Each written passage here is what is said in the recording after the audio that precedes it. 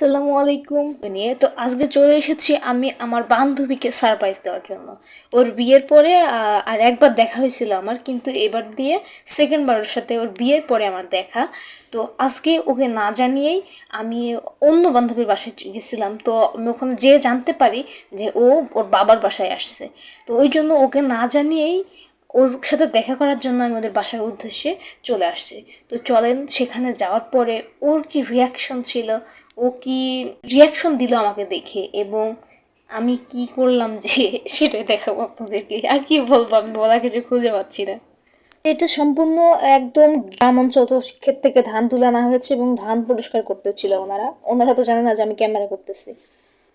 এই যে সামনে ব্লু কালারের যে বিল্ডিংটি দেখা যাচ্ছে, এটি হচ্ছে রিয়ার বাসা। তো আমরা চলে আসলাম ওদের বাসার ভিতরে, এখন এন্ট্রি করব। তো এন্ট্রি করার আগে আমার বান্ধবী একটু টেকনিক করলো, সেটাই দেখেন। রিয়া,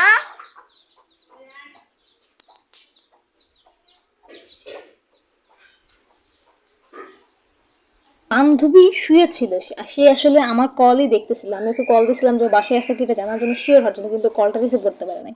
ও শুয়ে শুয়ে আমাকে কল ব্যাক করতেছিল এবং ওই মুহূর্তে আমি যে হাজির হই। তো দেখেন যে সিনটি।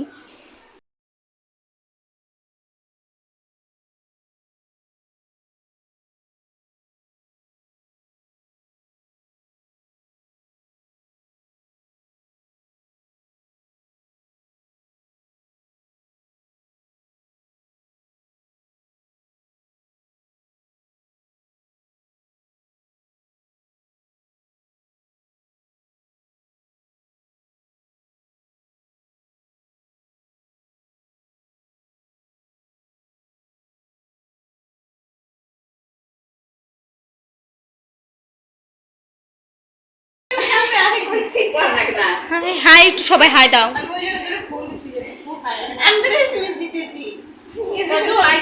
হ্যাঁ হাই দেই, তুই হাই দে, এটা ইউটিউবে যাবে।